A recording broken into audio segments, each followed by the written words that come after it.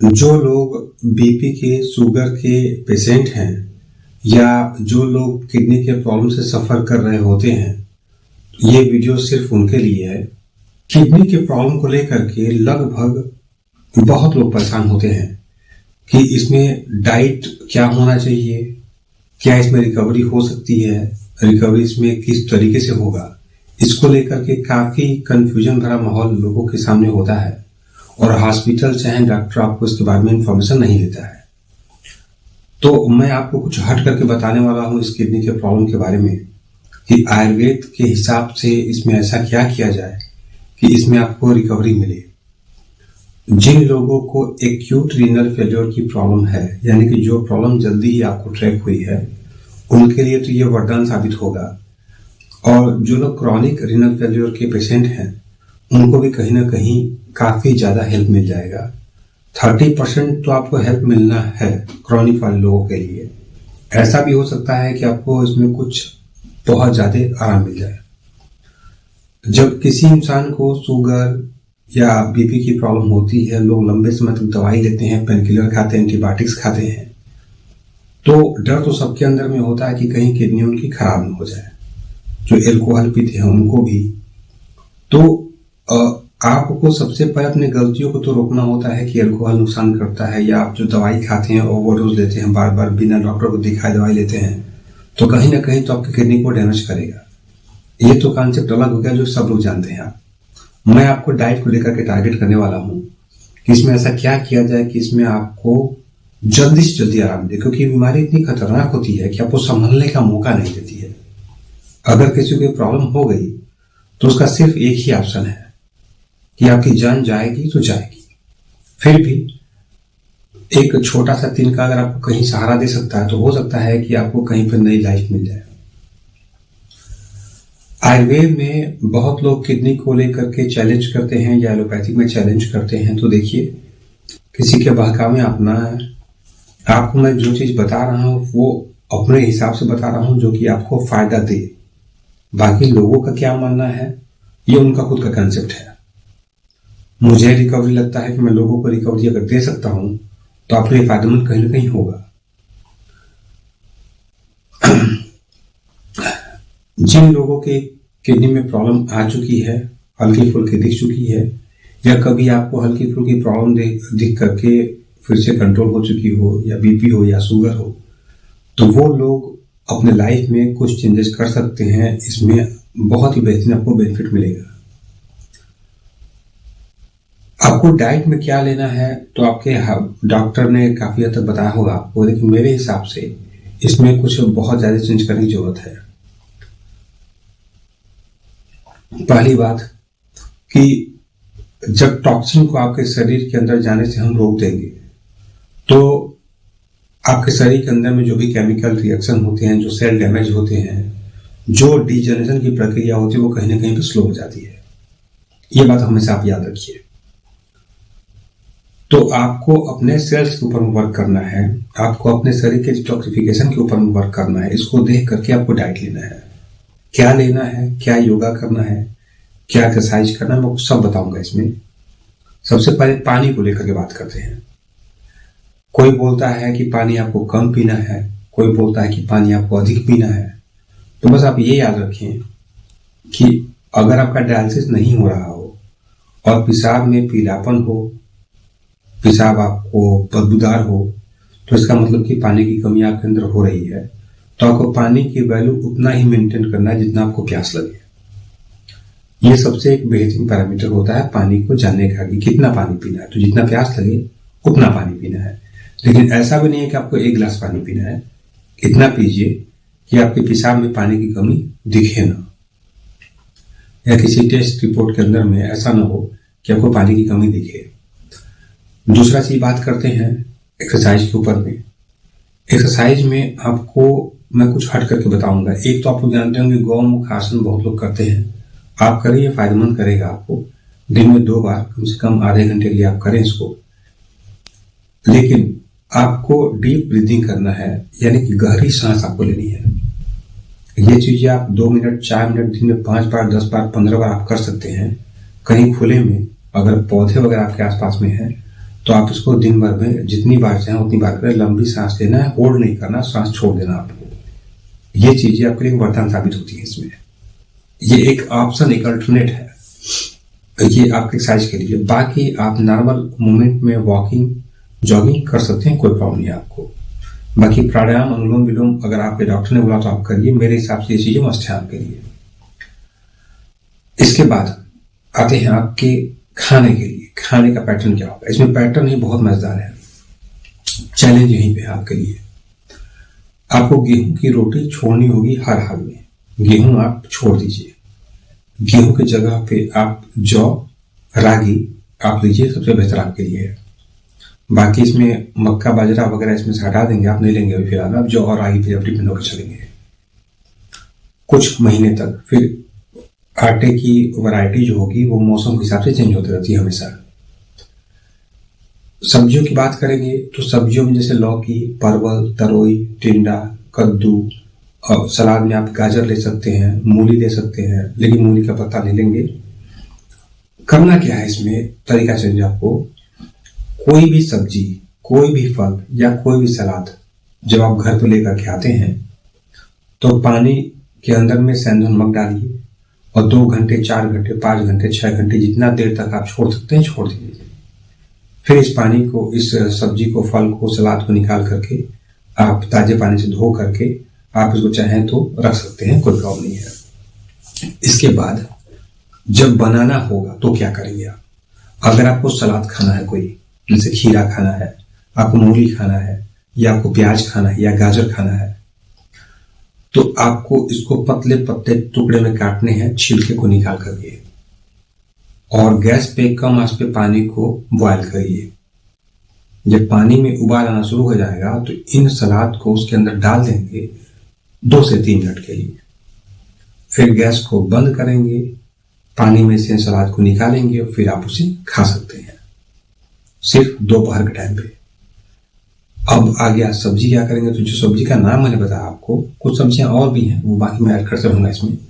कुछ सब्जियां और भी हैं, तो इनको क्या करें सब्जी में कि सब्जियों को तो भिगो कर रख दिया आपने। जब बनाना होगा, मान लीजिए कि आपको कोई सब्जी बनानी है, आपको लौकी बनाना है, परवल बनाना है, तरोई बनाना है, टिंडा बनाना है, कद्दू बनाना है, कुछ भी बनाना है आपको, तो इन सब्जियों को तो भिगो के रखा, वो फर्स्ट ऑप्शन। सेकेंड क्या है कि इन सब्जियों को आपको छोटे छोटे टुकड़े में काटने हैं। जैसे सब्जी बनती है वैसे उतनी बड़ी साइज का काटना है आपको। काट करके क्या करें आपकी, इसको उबालिए। याद रखिए, उबलने से पहले, यानी कि पानी में उबाल से पहले सब्जी को पानी में नहीं डालना है। जब पानी उबलने लगेगा तब सब्जी को डालिए। 3 से 4 मिनट पानी सब्जी को आप वहां पर रखिए।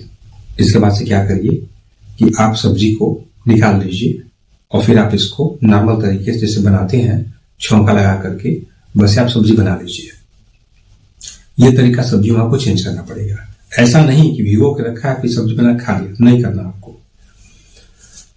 कुछ सब्जियां इस पर नहीं खानी होती हैं, जैसे मेरे विचार से मैं आलू रोक देता हूं लोगों को, आलू नहीं खाना है। मैं पनीर रोक दूंगा आपको, मिल्क प्रोडक्ट मैं पूरा आपको स्टॉप कर दूंगा, नहीं खाना आपको। अरबी की सब्जी नहीं खानी है, भिंडी आपको मैं नहीं दूंगा आपको, क्योंकि भिंडी के जो पेस्टिसाइड है वो काफी दिक्कत करेंगे आपको। इसके बाद से आपको कटहल मैं नहीं दूंगा आपको, उड़द, मसूर, अरहर की दाल मैं नहीं दूंगा, चने की दाल मैं नहीं दूंगा आपको। आप मूंग की दाल खा सकते हैं, लिमिटेड पतली दाल खाएंगे मूंग की। और इसमें भी क्या है कि मूंग के दाल को बनाने का तरीका क्या है कि मूंग के दाल को जब धो लेते हैं आप बर्तन में, तो बर्तन में धोने के बाद में उसको आप पानी से भर दीजिए 20 मिनट 25 मिनट। फिर उस पानी को फेंक करके दाल बना लेंगे। तो और दाल बनाएंगे आप इसको किसी बर्तन में, किसी फ्राई पैन में बनाएंगे आप। जब झाग इसके ऊपर बैठेगा उस झाग को आप निकाल देंगे पूरा। प्रेशर कुकर में नहीं बनाएंगे आप, वो नुकसान कर देगा आपको। अगर आपको फल खाने हैं तो फल में क्या करने हैं कि जैसे सेव हो गया, सेव खाना है आपको, या मान लीजिए कि आपको बबू गोशा खाना है, आपको अमरूद खाना है, आपको पपीता खाना है, तो इन फल में क्या है, कुछ लिमिटेड फ्रूट ही खाने होते हैं। इसमें हाई आयरन मॉलिक्यूल वाले फल मैं आपको नहीं देता हूं। तो इन फलों को सेम पैटर्न पे भिगो कर रखा आपने, जब खाना होगा तो इनको छोटे छोटे टुकड़े में काटिए, बॉयल पानी में डालिए 2 से 3 मिनट के लिए, और फिर आप इसको निकाल करके अप्लाई कर सकते हैं। लेकिन सुबह से लेकर के 12-1 बजे तक आप ले सकते हैं। तो कितना लेंगे, जितना आपको मन करे, मन यानी जितना आपकी इच्छा खाने की आप उतना ले सकते हैं। सब्जियों में भी क्या है कि कितना लेंगे आप, यानी कि जितना आपको भूख लगे उसके हिसाब से आप मेंटेन करिए। भूख नहीं लगती है तो वो एक पैटर्न है आपके ट्रीटमेंट का कि भूख क्यों नहीं लगती है, उसको ठीक करना होगा। इसके बाद आपको अपनी खुराक बढ़ानी होती है, क्योंकि बॉडी में अगर किडनी की प्रॉब्लम किसी को आती है तो अगर वो एक्यूट का प्रॉब्लम है तो उस कंडीशन में आपके पास में एक शॉर्ट टर्म समय होता है कि आप उसको रिकवर कर सकते हैं। अगर आप रिकवर कहीं से नहीं कर पाए, चाहे आपकी बॉडी ने खुद उसको रिकवर नहीं किया, तो ये प्रॉब्लम आपको बढ़ने में देर नहीं लगाती है। और एक बार अगर प्रॉब्लम बढ़ गई तो दुनिया की कोई मेडिसिन इसको रिकवर नहीं कर पाती है। तो ये खाने के चेंजेस थे कि किस पैटर्न पे आपको खाना बनाना है इसमें रिकवरी करने के लिए। मेरा मानना ये है, अब लोग बोलेंगे बहुत टफ है कि इतना कौन बनाएगा, कौन खाएगा। तो देखिए, आपको बनाना पड़ेगा अगर आपको जिंदा रहना है तो। इसमें कई चीजें और भी हैं क्या नहीं खाना है, जैसे पालक का साग आपको नहीं खाना होता है, बथुए का साग, आपको कोई भी साग नहीं चलेंगे इसमें आपको। वो बात अलग है कि कभी आपकी वैल्यू अगर कंट्रोल में आती है तो वहां पे साग को भी देने का एक तरीका है कि किस वैरायटी का साग कब दिया जाए। लेकिन शुरुआती जो में आप इसको बिल्कुल बंद करके चलें। टमाटर इसमें आप नहीं खाएंगे, कोई भी खट्टी चीज, इमली की खटाई, आम की खटाई आप नहीं खाएंगे। ये सब चीजें आपको दिक्कत करेंगी। मिल्क प्रोडक्ट आपको लेना ही नहीं है। प्रोटीन वाली जो चीजें होती है, मशरूम हो गया, अरहर की दाल हो गई, इनको आपको नहीं लेना है, आपको नुकसान करेगा। हाँ, देसी घी को लेकर के लोगों को कंफ्यूजन होता है कि देसी घी इसमें हम किडनी के प्रॉब्लम में खा सकते हैं कि नहीं खा सकते हैं। तो देखिए, जब देसी घी की बात आती है तो वहां पे सिर्फ एक बात आती है, देसी गाय होनी चाहिए और दही को मथने के बाद जो घी निकलता वो होना चाहिए। अगर वो है तो आप खा सकते हैं। कितना खाएंगे? अगर फिजिकल एक्टिविटी आपकी हल्की फुल्की होती है तो आधा एक चम्मच आप ले सकते हैं, लेकिन रोज नहीं, कभी कभी। अगर फिजिकल एक्टिविटी बहुत ज्यादा है तो उसमें आप उसका डेली ले सकते हैं। रिफाइंड का तेल आपको नहीं लेना है, सिर्फ आपको सरसों का ही तेल लेना है। और कोशिश करें कि सरसों को मार्केट से खरीद लीजिए, किसी तेल मिल पे सरसों का तेल निकलवा लीजिए, क्योंकि जो आप किसी भी ब्रांड का सरसों का तेल लेंगे उसके अंदर में मिक्सिंग हमेशा होती है। कहीं पे 100% प्योर सरसों का तेल नहीं मिलता है। लेकिन सरसों के तेल में फायदा बस यही होता है कि ये आपके डिटॉक्सिफिकेशन प्रोसेस को स्लो नहीं करता है, इजीली डाइजेस्ट होता है, इसके मॉलिक्यूल बड़ी सॉफ्ट होते हैं। बाकी रिफाइंड आपको किसी भी तरीके का नहीं लेना है, बटर आपको नहीं लेना है, एल्कोहल आपको नहीं लेना है, चीनी आपको नहीं लेना है। हाँ, अगर शुगर नहीं है तो आप 5 ग्राम का चीनी ले सकते हैं, लेकिन कोशिश करें कि इस चीनी को कन्वर्ट कर दीजिए गुड़ से। आप जब गुड़ में कन्वर्ट कर देंगे आप तो वो फायदा करेगा आपको। अगर शुगर आपको है, आपके डॉक्टर बहुत होते हैं, जब किडनी के प्रॉब्लम किसी को शुरू होती है, सीरम क्रिएटिनिन की वैल्यू 1 से ऊपर हल्की सी जम कर जाती है, तब तक वो लोग इसको नहीं बताते हैं आपको। आप लोग जो दवाई खाते हैं मेटफॉर्मिन नाम की, शुगर की, या कोई भी दवाई खाते होंगे इसके लिए, तो सबसे पहले उसको आपको बंद करना होगा। क्योंकि मैंने देखा है जैसे किडनी की प्रॉब्लम आपकी बढ़ती है तो 2-3 दिक्कतें आती हैं, जिसमें से शुगर का डाउन होना भी एक कॉमन सी बात होती है। पेशेंट खुश होते हैं, पेशेंट जूस पी रहा है, पेशेंट हर चीज कर रहा है, पेशेंट चीनी की चाय पीता है, फिर भी शुगर अचानक डाउन क्यों आती है? तो मोस्टली पेशेंट को मैंने देखा है कि उम्र के साथ साथ में जब उनकी प्रॉब्लम बढ़ती है तो धीरे धीरे शुगर की वैल्यू अचानक उनकी कंट्रोल आनी शुरू आती है, शुगर लो जाना शुरू होता है। तो अगर आपको हाई शुगर की दिक्कत है, लेकिन शुगर आपको काफी दिन के बाद अगर अचानक डाउन आना शुरू होता है, तो वो कहीं ना कहीं आपको खतरे की घंटी बताती है। जो लोग गुस्सा करते हैं बात बात में, किसी घर में किसी बच्चे को, बड़ों को कोई एक बात बोल दिया, कोई रिप्लाई नहीं किया, तुरंत गुस्सा कर देंगे। इस गुस्से पे आपको कंट्रोल करना है। बार बार जो पैनिक आप होते हैं, इस पे आपको कंट्रोल करना ही पड़ेगा हर हाल में। अपने गुस्से को बिल्कुल भूल जाइए, साइलेंट होकर के स्लो मोशन में काम करिए, अपना रिलैक्स होकर के, ताकि कभी भी आपका ब्लड प्रेशर जल्दी जंप या पल्स रेट जंप न करे आपकी। हाँ, बीपी की प्रॉब्लम इसमें लोगों को आती है कि मोस्टली पेशेंट को शुगर बीपी की प्रॉब्लम किडनी की प्रॉब्लम में होती है। बहुत लोग एल्कोहल वाले भी होते हैं, तो वहां तो एल्कोहल छोड़ना पड़ेगा आपको। शुगर बीपी अगर है तो आयुर्वेद में आप बीपी का ट्रीटमेंट अगर करते हैं, जो लोग खासकर किडनी के प्रॉब्लम वाले हैं, तो मेरे ख्याल से आयुर्वेद की दवाइयां इतनी सफिशिएंट होती हैं कि बीपी को इजीली कंट्रोल कर देती हैं। शुगर तो डाइट से कंट्रोल में आता है, शुगर के लिए तो बहुत ज्यादा टेंशन आपको लेना नहीं है, लेकिन बीपी भी आपका इजीली कंट्रोल में आता है। अगर इन सब बारीकियों को देख करके चला जाए, आपका फूड सिलेक्शन सही होना चाहिए हर हाल में। आपको इतनी जानकारी होनी चाहिए कि किस चीज को खाने से आपकी प्रॉब्लम बढ़ती है। एलोपैथिक डॉक्टर्स में और आयुर्वेदिक डॉक्टर्स में जो है इनकी विचारधारा एक बराबर कभी होती ही नहीं है। ये दोनों एक दूसरे के अगेंस्ट में होते हैं। इसमें मारा जाता बेचारा पेशेंट। तो कभी चैलेंज और गारंटी वारंटी पे आप लोग किसी के यहाँ मत जाइए कि हम इनके यहाँ जाएंगे, इनके यहाँ किडनी के बहुत पेशेंट होते हैं। आप अगर कहीं जाते हैं किसी हॉस्पिटल में, किसी डॉक्टर के पास में, तो एक चक्कर बाकी लोग को भी आप देख लिया करें कि बाकी लोग का क्या हाल है। आपको पेशेंट भीड़ नहीं चाहिए, आपको आराम चाहिए, आपको रिकवरी चाहिए। ये एक ऐसी बीमारी है जो जल्दी ठीक नहीं हो सकती है, असंभव चीज है।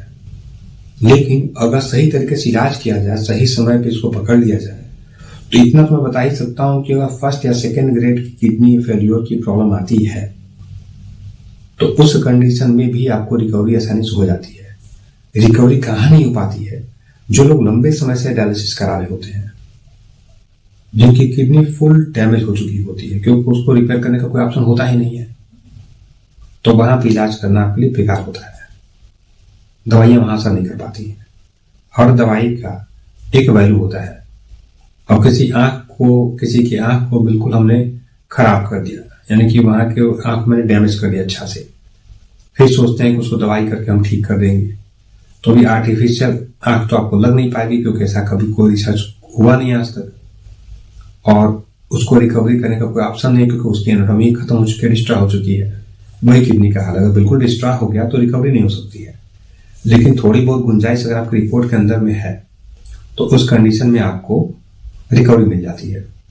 और उन सभी पेशेंटों के लिए मेरा एक सजेशन है जिनको किडनी की प्रॉब्लम ट्रैक होती है, तो कभी ये मत समझिए कि आपकी किडनी की रिपोर्ट की वैल्यू क्या ही है।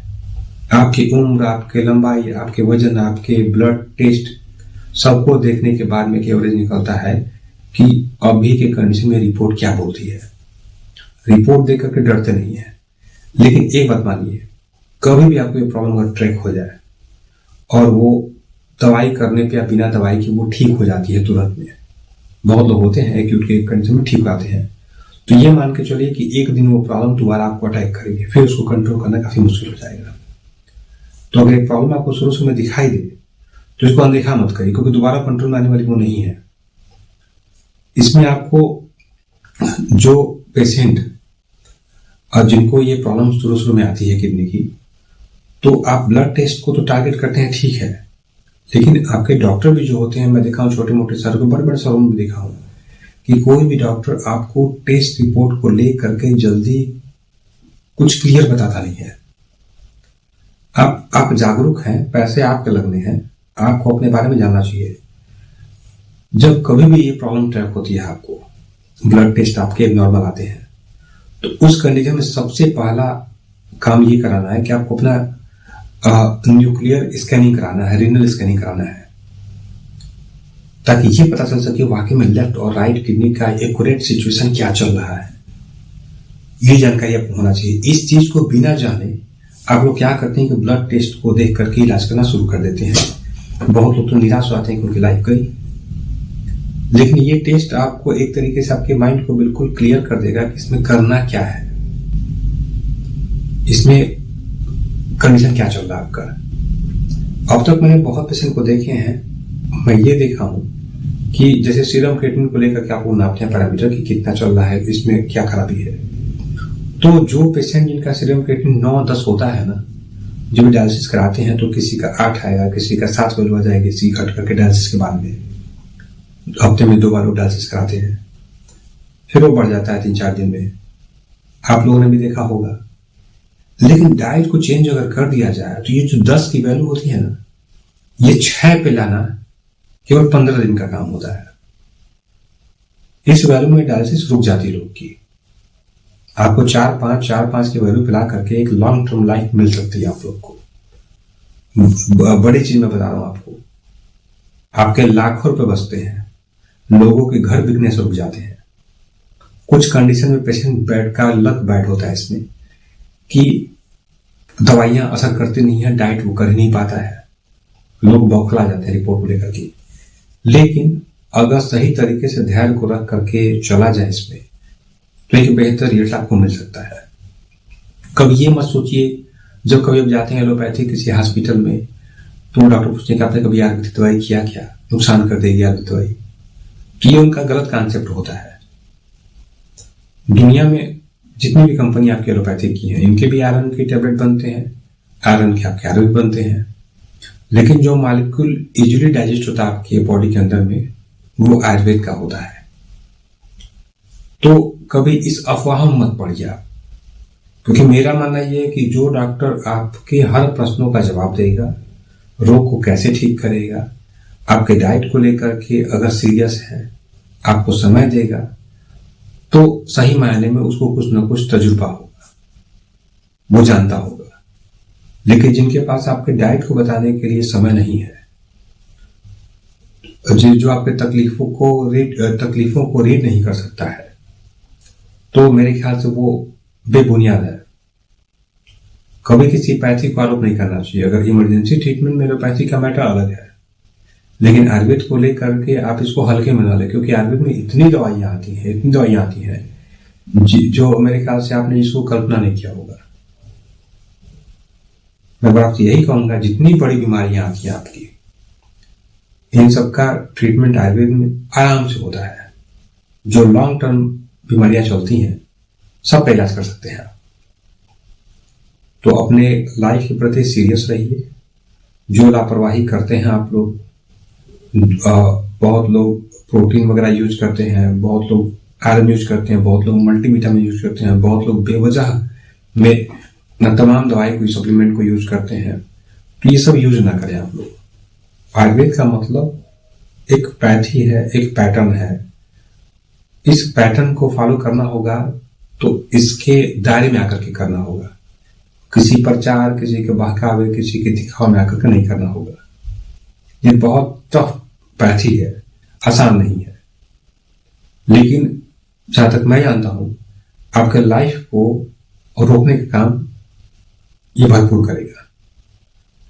तो हो सकता है कि आपको कुछ जानकारी मिली हो, बाकी आप लोगों को कोई भी जानकारी किडनी के केस में चाहिए तो आप हमारे व्हाट्सएप नंबर पे संपर्क कर सकते हैं। हमारी टीम आपको तुरंत रिप्लाई करेगी, मैं भी रिप्लाई करता हूं आप लोग को। बाकी समय से पहले जागरूक रहें, इंफॉर्मेशन हमेशा इकट्ठा करें अपने पास में, क्या सही क्या गलत 10 बार सोचिए और फिर ट्रीटमेंट करिए आप इस चीज को लेकर के। Thank you.